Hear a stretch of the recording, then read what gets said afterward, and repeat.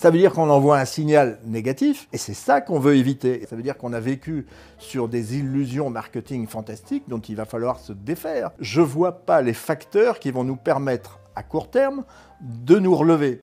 Bonjour à tous et bienvenue dans cette nouvelle vidéo. Je suis avec Grégory Ponce et aujourd'hui nous allons parler d'un sujet qui n'est pas des moindres. Nous allons parler de la spéculation dans l'horlogerie. Est-ce la fin ou non? C'est ce que l'on va découvrir ensemble. Mais avant ça, je te laisse brièvement te présenter. Grégory Ponce, vieux journaliste dans l'horlogerie et hors de l'horlogerie. J'ai fait pratiquement la moitié de mon parcours professionnel hors de l'horlogerie. Animateur, créateur de contenu pour Business Monde depuis maintenant 20 ans. 20 ans de journalisme indépendant dans l'horlogerie. On en voit beaucoup, mais ça durcit le cuir et ça reste aussi agréable. Je me lève tous les matins avec la joie de travailler sur un sujet que j'aime et qui est devenu un vrai métier alimenté par la passion. Et ça, c'est le plus important. Ah, pour moi, c'est ce qui est le plus important. J'ai jamais eu l'impression dans ma vie de travailler, et encore moins depuis que je m'occupe d'horlogerie et de montres. Ça, c'est bien. La toute première question que je vais te poser, c'est comment se porte le marché de l'horlogerie à l'heure actuelle? Alors, question à la con, parce qu'on ne peut pas donner de réponse, parce qu'il faudrait répondre par pays. Oui, c'est vrai. Et encore, dans certains pays, par ville. La côte Est et la côte Ouest des États-Unis, la situation est différente. Il faudrait répondre par marque et il faudrait répondre par modèle. Donc, c'est une question où il y a 10 000 entrées, donc c'est pas possible. Mais globalement, quand même, en fonction de ce qu'on peut savoir et non pas en fonction de ce que les marques racontent, parce que là, c'est quand même le bullshit de partout, c'est globalement décroissant. C'est décroissant sur le marché secondaire, les montres d'occasion, les montres de collection, et c'est décroissant aussi sur le marché primaire, les montres neuves, où de partout, d'après ce qu'on peut savoir, les ventes sont presque à l'arrêt, la demande est beaucoup moins forte. Alors là, c'est pareil, je disais, il faut différencier selon les marques, les modèles, et selon les gammes de prix. Oui. Au-dessus de 100 000, franchement, ce business, comme d'habitude, voilà. Ça se tient encore. Entre 10 000 et 20 000, c'est très difficile. Autour de 1 000, 2 000, je parle en euros, en francs suisses, en dollars, peu importe, c'est à peu près pareil. Autour de 1 000, 2 000, là, ça marche plutôt bien, mais dans des quantités très réduites. Hein, encore une fois. Donc c'est un marché globalement décroissant. Alors tout le monde va dire « Ah ouais, mais c'est pas vrai, les exportations horlogères sont en hausse. » Oui, elles sont en baisse, en volume, et en hausse en prix. Alors, donc forcément, tous les ans, on en fait un peu plus. Mais oui. On fait un peu plus d'argent.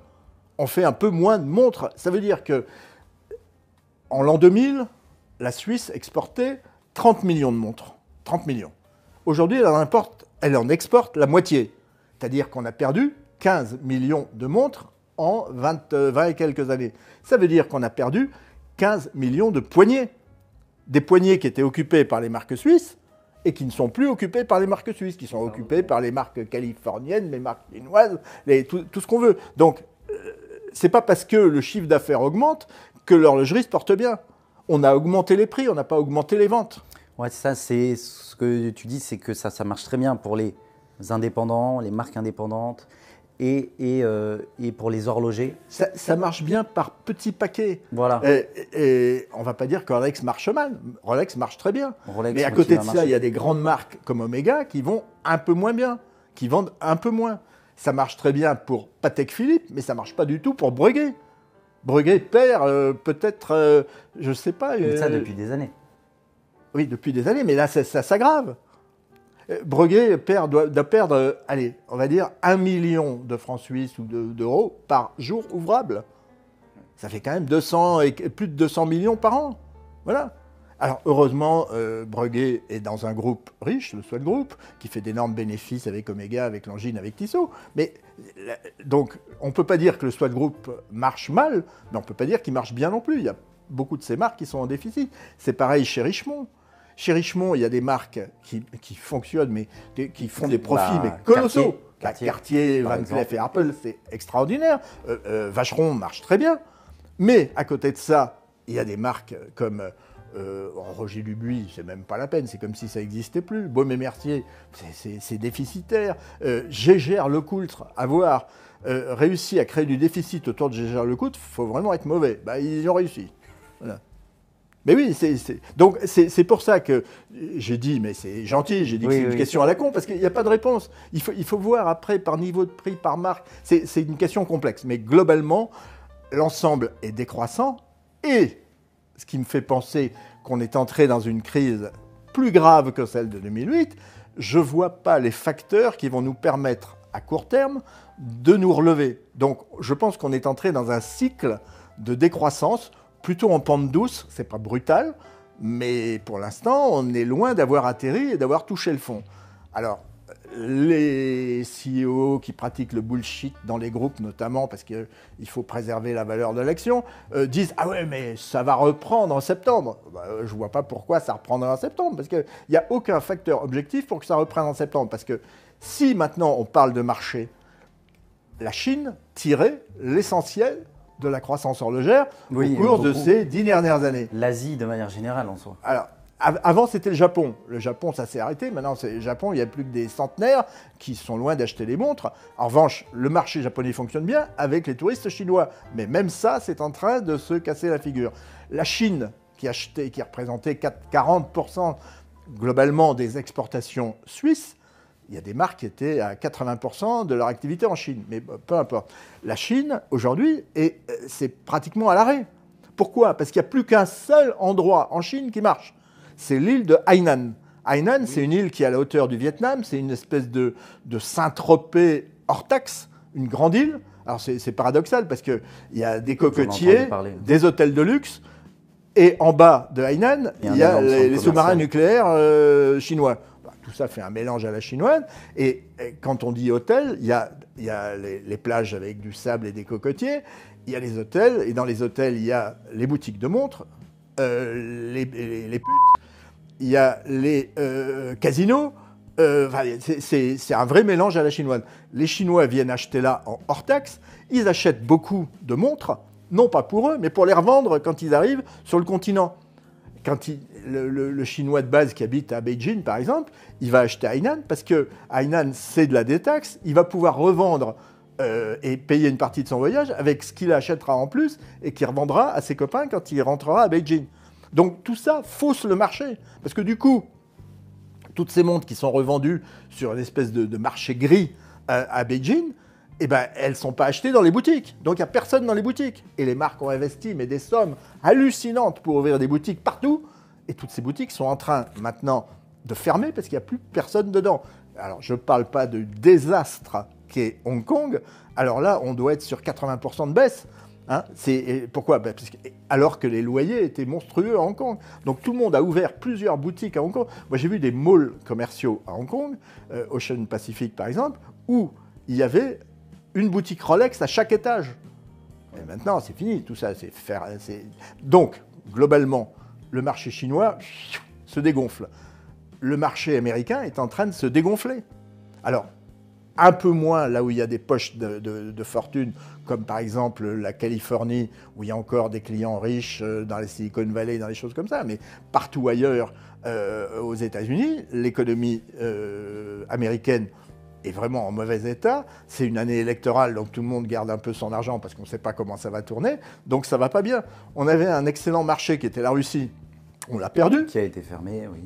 On avait un excellent marché qui était l'Europe. Là, c'est fini. L'Europe, la crise économique a laminé les classes moyennes. Donc on achète en Europe des montres à 1000, 1200, 1000, entre 2000 et 2000 francs. Ça marche bien. Il n'y a qu'un marché, et c'est comme ça depuis 30 ans, qui fonctionne régulièrement. C'est lequel? Proche-Orient. Oui. Proche-Orient, depuis 20 ans, c'est 10-12% des exportations, des ventes. Ça se porte bien. Que le prix du pétrole soit élevé ou pas élevé, peu importe. C'est là qu'on vend les montres les plus chères. C'est pas forcément des amateurs de montres, mais ce sont des gens qui achètent beaucoup. Voilà. Est-ce que selon toi, on est dans une bulle horlogère? On était. On était, et cette bulle est en train de se dégonfler, parce que c'était une bulle à la fois de croissance saine, et puis c'était une bulle aussi très spéculative. Pourquoi? Qu'est-ce qui s'est passé aux alentours de l'an 2000 à peu près? Le bug informatique de l'an 2000. Et après le bug informatique d'an 2000, mais qui n'a pas eu la moindre influence sur l'horlogerie.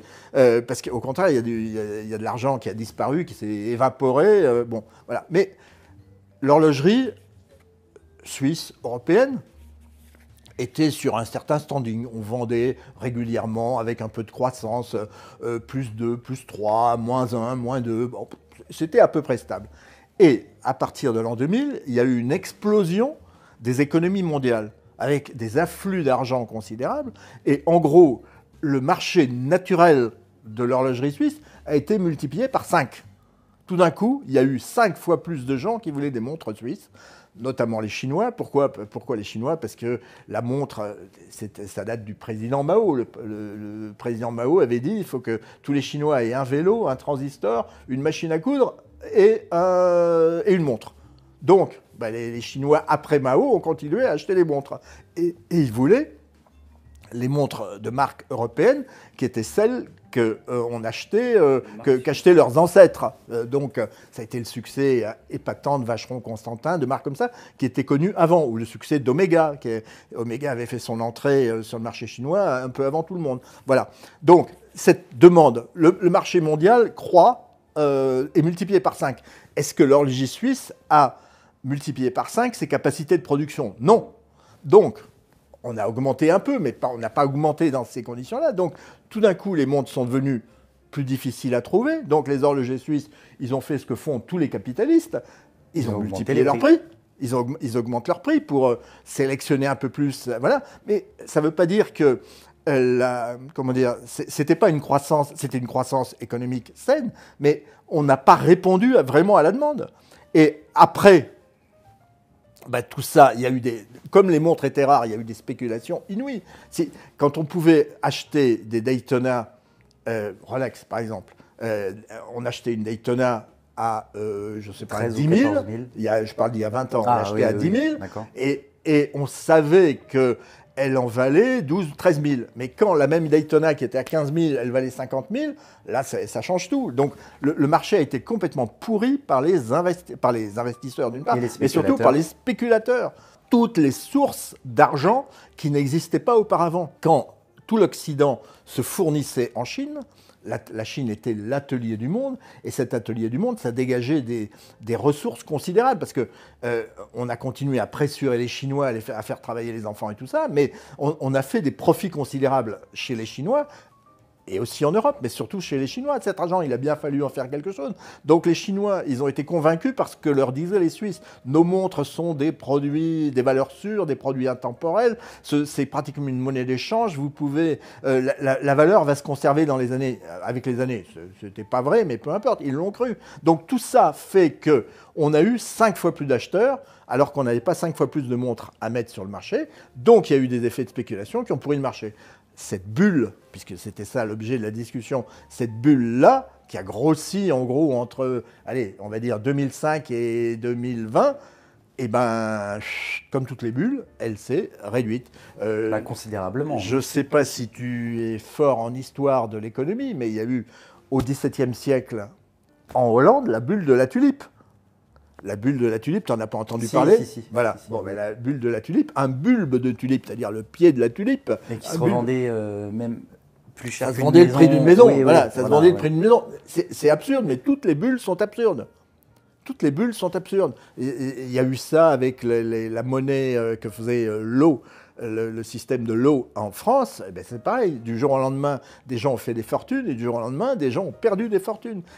Et régulièrement, il y a des bulles comme ça sur l'immobilier. Les Chinois, en ce moment, pourquoi ça irait bien l'économie chinoise? Alors qu'ils ont investi comme des malades, des insensés, dans l'immobilier, et on s'aperçoit qu'il y a des villes entières en Chine qui sont vides. Il n'y a pas d'appartements. Et Evergrande est pratiquement en faillite. Voilà, c'est ça. Donc, tout ça fait que le climat économique global n'est pas bon. Il y a des incertitudes, mais inouïes sur le dollar. Est-ce que le dollar sera encore là dans 5 ans? On ne sait pas. On voit les BRICS, les fameux pays, les BRICS, qui font de plus en plus d'échanges sans passer par le dollar. La guerre en Ukraine, la guerre en Israël, les menaces à Taïwan. Le climat géopolitique est mauvais, le climat économique est mauvais. Et je dirais que le climat sociétal est mauvais. Les jeunes Chinois et les jeunes Chinoises, qu'achètent-elles? Elles achètent Avant, elles achetaient des montres. Ils achetaient des montres. Maintenant, ils achètent des soins. Ils achètent du spa. Ils achètent du bien-être.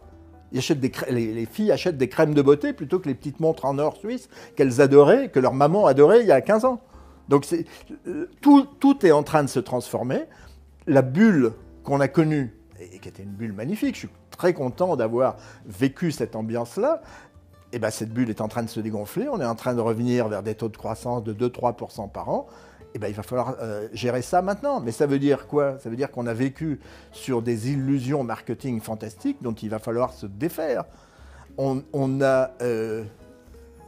travaille dans la communication, toi et moi. Oui. Et tout ça, il va falloir simplifier aussi. Il y a des sites qui sont en train de mourir. On pense à Hodinkee. Hodinkee, ça a été le grand truc de ces dernières années. Ça va exploser. Il y a des plateformes. Oui, mais Hodinkee, mais c'est fait racheter.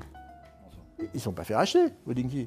T'es sûr? Ah non, ils ont fait des augmentations de capital, ils ont fait plonger ces crétins de chez LVMH qui se sont dit il faut y aller, il faut y aller. Ils vont perdre beaucoup d'argent, hein, mais peu importe. Ça, c'est un modèle fini. Le modèle basé sur la communication, la frime, le rêve, tout ce qu'on veut, ça c'est fini. Maintenant, on va parler de choses réelles. On aime les montres, on les aime pas. Et personnellement, je crois que cette bulle va se terminer par la revalorisation du marché européen. Depuis François Ier, 1515 Marignan pour situer pour les jeunes générations qui n'ont pas les dates en tête, mais depuis François Ier, c'est l'Europe qui détermine le luxe. C'est l'Europe qui fait l'image des produits et des marques. C'est comme ça. C'est peut-être injuste, peu importe. C'est comme ça. On l'a oublié parce que c'était les Chinois là, qui achetaient tout et qui donc influençaient les catalogues. Pourquoi les montres sont mises à devenir rouges tout d'un coup? Parce que les Chinois adorent le rouge. Voilà.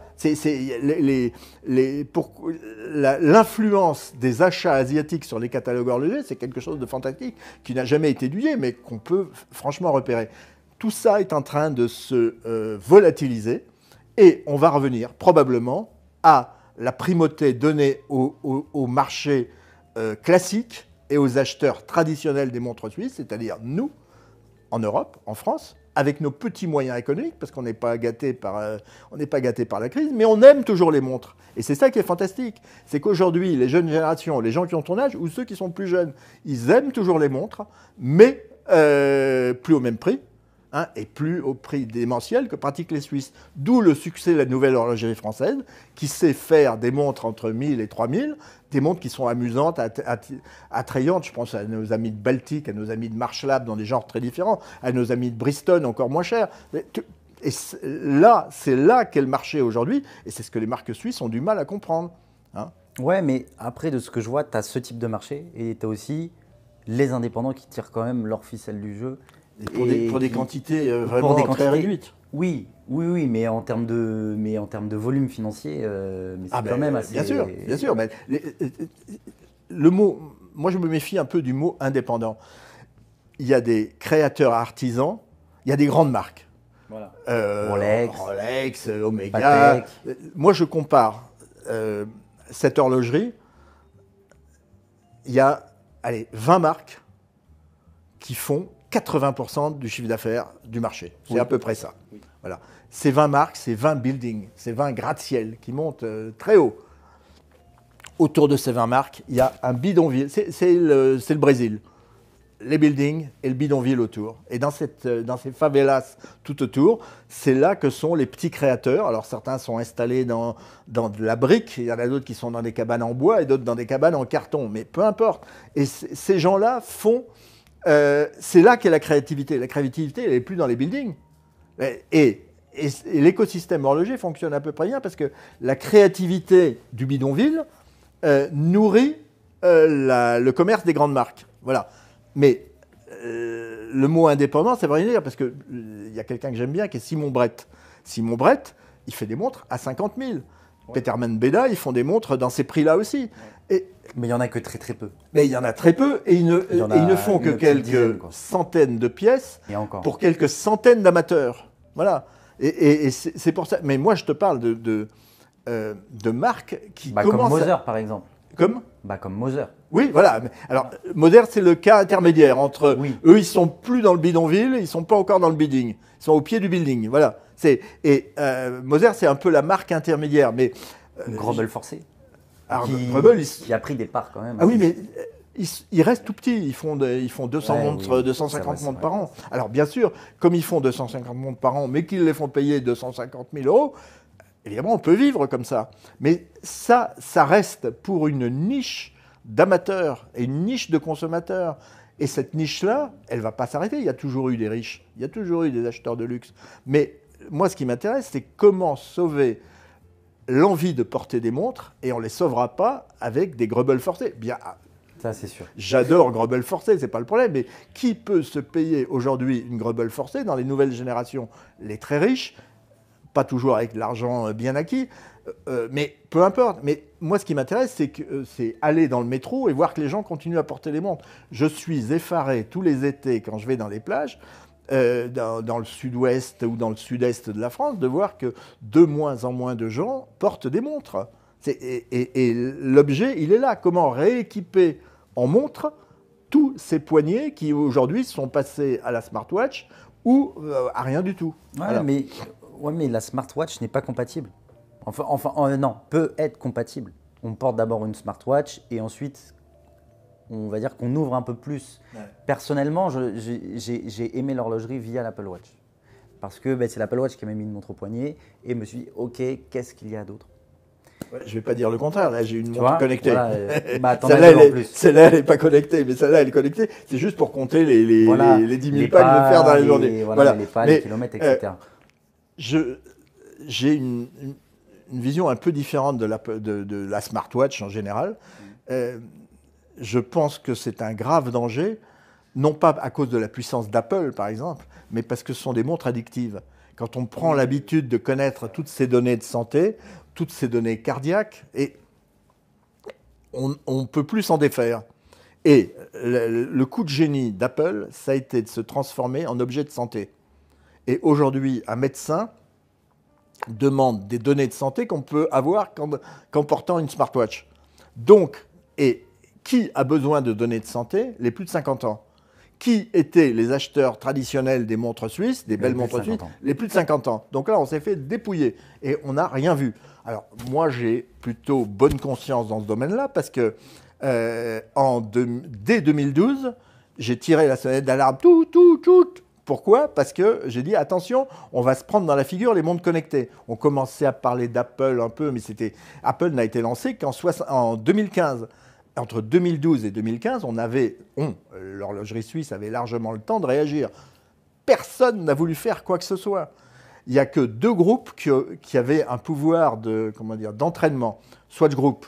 Il ne faut pas oublier que Nick Hayek, le patron du Swatch Group, a mis à la porte les gens d'Apple qui venaient lui demander « On aimerait bien faire une montre avec Swatch, une montre qui soit un peu connectée. Foutez-moi le camp, connard d'Américain. » Bon, et bien là, on a perdu des parts de marché.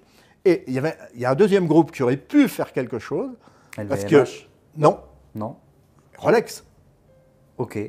En 1970, Rolex avait fait une montre à quartz avec le premier verre saphir, qui était le modèle 5100, je crois. Et Rolex avait cette capacité d'entraîner l'industrie. Et Rolex a prouvé, avec cette référence 5100, je crois, dont je te parle, c'est l'ancêtre de l'Oyster Quartz. Rolex a prouvé qu'ils étaient capables de sortir des canons de l'horlogerie traditionnelle. Ils ne l'ont pas fait, ils n'y ont pas cru pour pas mal de raisons, peu importe. Et l'horlogerie suisse a pris non seulement le mauvais train, mais elle a raté le bon train et elle a pris un virage absolument aberrant. Parce qu'aujourd'hui, on est désarmé. Aujourd'hui, personne n'y croyait à l'époque, mais aujourd'hui, Apple vend 2,5 fois plus de montres que toutes les marques suisses réunies. 2,5 fois. C'est énorme. C'est énorme. Et on ne peut plus rattraper à ce niveau-là. Donc aujourd'hui, il s'agit d'organiser la résistance, non pas en attaquant frontalement Apple, mais en trouvant pour les nouvelles générations de bonnes raisons de porter des montres. Et il y a plein de petites marques qui aujourd'hui réussissent à faire des... Alors, mais c'est des petites séries, c'est 1000 montres par-ci, 500 montres par-là, à des prix accessibles. Et c'est ça qui va, à mon avis, reconstituer un terreau favorable pour après lancer de nouvelles aventures. Moi, j'adore la marque de Béthune.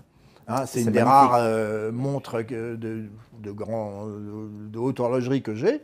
Et j'adore cette marque-là, mais on ne peut pas dire que de Béthune représente l'avenir de l'horlogerie. Ils sont trop chers, c'est vraiment de la niche. Moi, ce qui m'intéresse, c'est le volume pour monsieur tout le monde ou madame tout le monde. Et là, je trouve que les marques françaises sont en train de prendre le pas sur les marques suisses. Et je trouve ça fantastique. C'est vrai qu'il y a de plus en plus de marques françaises qui se lancent déjà. Et puis même, on a vu plusieurs initiatives françaises. Il y a plein de bonnes marques françaises en ce moment. Pour réindustrialiser les mouvements en France. Oui, et voilà. puis même, bon, mais je pense que ces prochaines années, ça viendra. viendra. Ou 5 offres de mouvements en France, si on veut. Oui, c'était 0 il y a 5 ans. Hein. Ouais.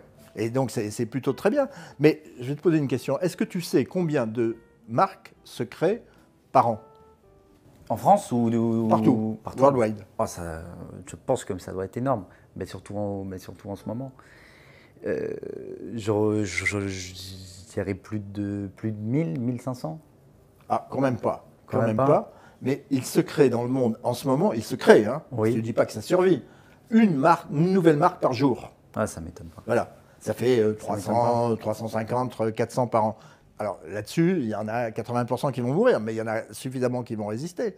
En gros, il y a 20 ans, 25 ans, on s'occupait de 200 marques. Maintenant, on doit en gérer 1000. Oui, et même, mais ça s'est vu lors à Beau Rivage et à Time to Watch, oui. Et même au salon Watches and Wonders, où on a vu de plus en plus de marques venir de ces salons, mais qu'on ne connaissait pas forcément. Voilà. Oui, oui. Mais même moi, qui suis très au courant de ce qui se fait et tout ça, j'en découvre régulièrement. Et des bonnes ou des moins bonnes, hein, peu importe. Oui. Hier, il y en a une qui s'est lancée. D'accord. Ah oui, une française. Version, ça s'appelle. Sympa le nom. Version. Bah oui, on n'a pas entendu parler. Et c'est plutôt... le produit est très bien, il est bien dessiné, il est original. Pour une fois, c'est pas une imitation de Genta, bracelet intégré, enfin, et tout le cirque habituel. Non, non, c'est bien. On en découvre tous les jours. Et ça, c'est le cas français. Je t'en parle parce que j'ai reçu le dossier hier. Mais tu as dans tous les pays, il y a 20 ans, je dis 20 ans, hein, par rapport à l'an 2000, en l'an 2000, il y avait 15 à 20 nations horlogères, c'est-à-dire des pays où il y avait quelques marques. On est à pratiquement 100, aujourd'hui on est à 98 ou un truc comme ça, pays dans lesquels il y a des horlogers. Et là c'est pareil, j'en découvre tout le temps. Il y a des horlogers aujourd'hui qui n'existaient pas à l'époque dans tous les pays, les anciens pays de l'Est. Il y a des horlogers, mais qui sont pas des importateurs de marques suisses, des gens qui créent, qui fabriquent des montres Oui. Au Kazakhstan, en Ouzbékistan, dans les pays comme ça. En Afrique, il y a aujourd'hui une bonne douzaine de marques purement africaines. Des gens qui créent sur place et qui vendent sur place. Ça n'existait pas il y a quelques années. Pas encore. Voilà. Et on imagine, d'ailleurs, je pense que l'Afrique, le jour où elle se réveillera, en matière horlogère, ça fera mal parce que c'est un continent énorme. C'est un continent, il y aura bientôt 1 ou 2 milliards d'habitants, je ne sais plus. Voilà. Ces gens-là, il leur faudra des montres. Alors, il ne leur faudra pas des greubels forcés, ça c'est sûr, mais il leur faudra des montres.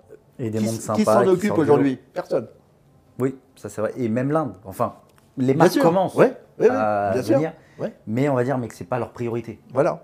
Donc, ce qui est intéressant, c'est pas de réfléchir comment sauver les survivants de la bulle, c'est comment préparer les conditions d'une bulle encore plus grande, mais dans 2 ans, 5 ans, 10 ans. Voilà. Et est-ce que tu penses que les cotes vont continuer à baisser? Parce que on l'a vu lors de... Les cotes, c'est quoi? Les sur cotes le marché sur secondaire. Sur le marché secondaire. On l'a vu sur le marché primaire, beaucoup de marques, cette année, ont décidé de ne pas augmenter leur prix. Oui. Voilà. Est-ce que tu penses que les cotes vont continuer sur le marché secondaire, du coup, à baisser? Alors, sur le marché primaire, on n'a pas eu d'augmentation des prix comme d'habitude, c'est-à-dire systématique. Chaque année, voilà. J'observe quand même qu'on commence à faire des modèles plus simples à des prix moins chers. on n'augmente pas les prix, mais on commence à préparer des produits un peu plus bas que les prix moyens habituels. Ça, c'est une chose. Mais c'est parfaitement logique, parce que le marché le marché s'est établi beaucoup plus bas. La demande exige aujourd'hui des montres à des prix, des montres plus simples à des prix inférieurs. D'où le succès des montres simples, 3 aiguilles, façon Genta. Il y en a partout maintenant. Bon, ça c'est une chose. Maintenant, le marché secondaire. Les prix ont chuté de 50% à peu près en 18 mois.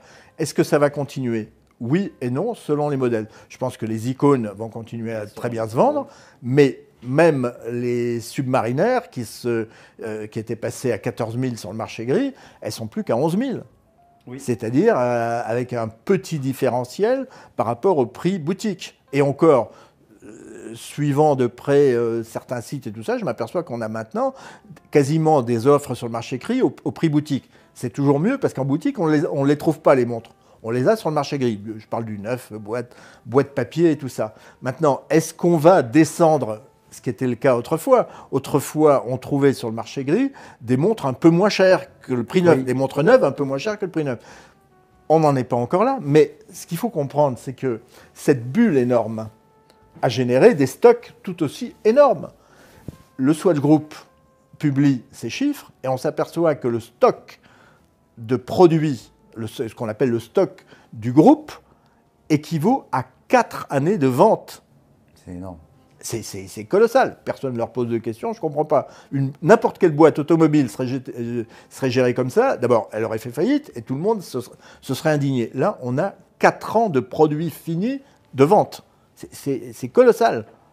Bon, donc ces stocks.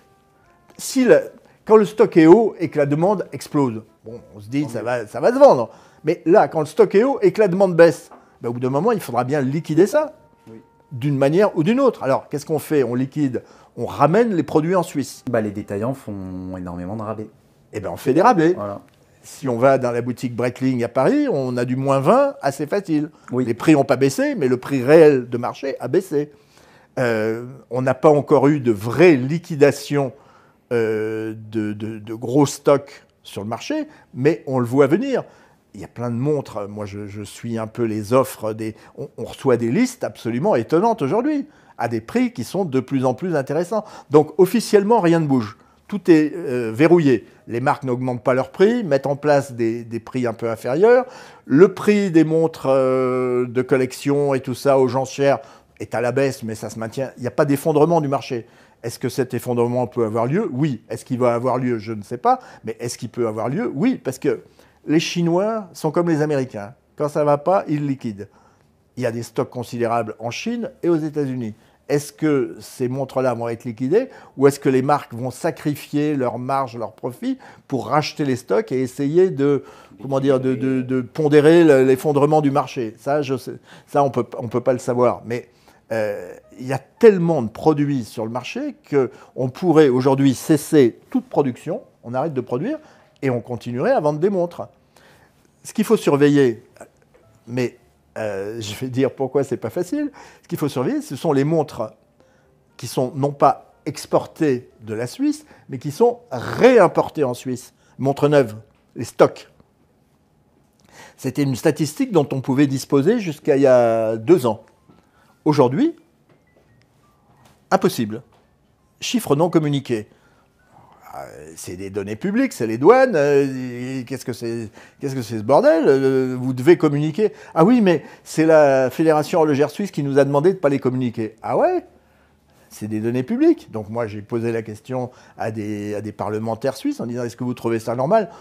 Ce n'est pas leur sujet prioritaire. Mais enfin, qu'est-ce qui fait que ces chiffres sont gênants aujourd'hui? Mais parce qu'on nous dit la croissance horlogère repose sur... on exporte en gros 20 milliards de francs suisses de montres. OK. Mais si on en réimporte pour 2 milliards, ça veut dire qu'on n'a exporté que 18 milliards. Oui. Et ça veut dire qu'on n'est pas en croissance. Ça veut dire qu'on envoie un signal négatif. Et c'est ça qu'on veut éviter. Et c'est pour ça que ces chiffres, à la demande de la Fédération horlogère suisse, ne sont plus communicables. On cherche à créer des cloisonnements de données pour éviter toute transparence.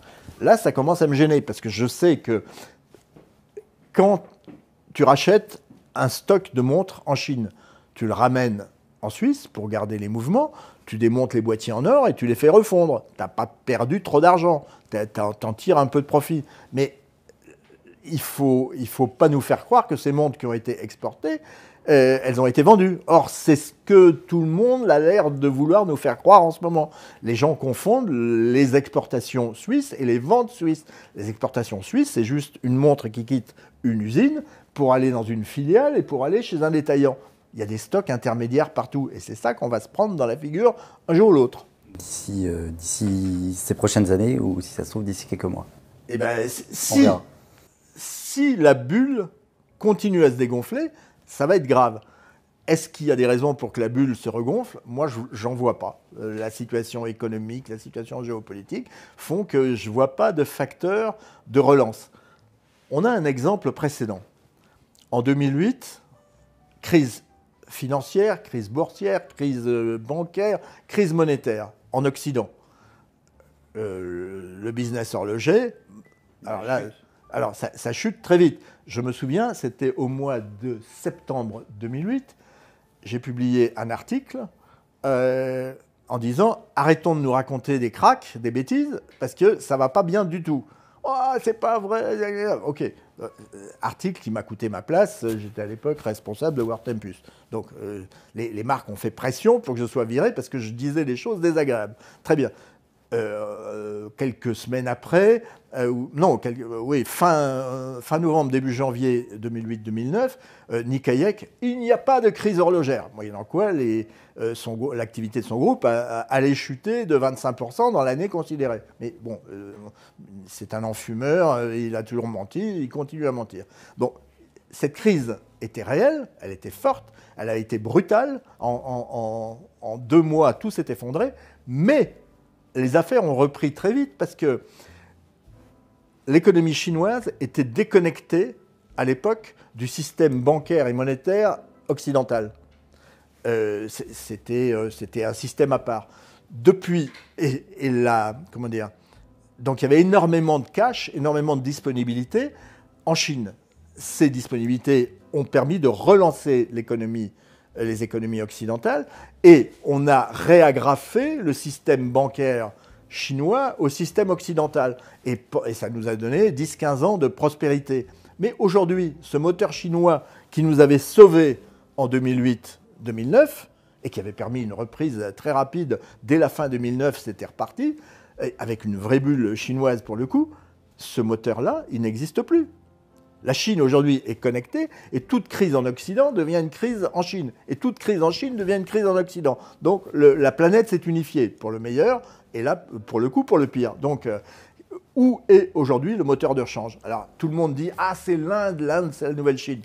Attendez les gars, on n'y est pas encore. Ça fait 20 ans que l'Inde rame pour arriver au niveau chinois. On en est encore loin. Et les Indiens n'ont pas le même goût que les Chinois pour les montres occidentales. C'est ça. C'est pas parce que l'économie indienne va monter que les ventes horlogères vont monter. Bien sûr, elles monteront, parce que toutes les bourgeoisies, dans tous les pays du monde, à toutes les époques, ont toujours aimé ce genre d'objets que sont les montres. Mais ça ne sera pas pareil. L'Inde n'est pas un moteur de rechange. Donc je cherche les moteurs de rechange, je n'en vois pas. Donc tu nous as beaucoup parlé du marché primaire. Qu'est-ce que tu as remarqué du marché du vintage? Parce qu'on sait qu'il a baissé, certes, mais personnellement, je l'ai trouvé moins que le marché primaire. Alors, les prix ont baissé sur le marché vintage. Avec là, c'est pareil, il faut voir selon les marques, selon les modèles, selon les pays. Ce qu'il faut comprendre, c'est que la dynamique du marché vintage, même si elle est légèrement décroissante, est supérieure à la dynamique du marché primaire. C'est-à-dire qu'il y a un moment donné où il se vendra plus de montres d'occasion que de montres neuves. Le marché secondaire, les montres de collection, les montres d'occasion montent comme ça, alors que le marché primaire, les montres neuves, descend comme ça. Le tout est de savoir à quel moment les courbes vont se croiser. Mes copains me disent 2030. Je crois que ça se fera avant. Parce que la dynamique du marché vintage est telle que ça va s'accélérer. Plus on vendra de montres sur le marché secondaire, moins on achètera de montres sur le marché primaire. Alors, c'est là que moi, j'ai émis un théorème qui ne regarde que moi, enfin, qui n'engage que moi, mais je constate qu'il se vérifie dans les faits. C'est quoi? Nouvelles générations d'amateurs, de consommateurs et de collectionneurs de montres ne veulent pas des montres neuves que font les marques anciennes. J'entends par là, marques anciennes, c'est les marques qui n'ont pas compris dans quel monde elles vivaient. C'est les marques d'hier, eh ben, on ne veut pas de leurs montres d'aujourd'hui. Je donne un exemple entre mille. IWC. IWC est une marque vieillotte dont personne ne veut plus acheter les produits neufs. En revanche, le vintage est différent. Le vintage est différent. En revanche, si on ne veut pas des montres neuves des vieilles marques, on veut bien les vieilles montres des nouvelles marques. Il y a un échange qui se fait. On veut plus de vieilles Rolex que de nouvelles Rolex. On veut plus de vieilles Patek. On demande, on aime, on apprécie plus les vieilles montres Omega. La cote des Speedmaster, c'est quand même étonnant, que les Speedmaster modernes.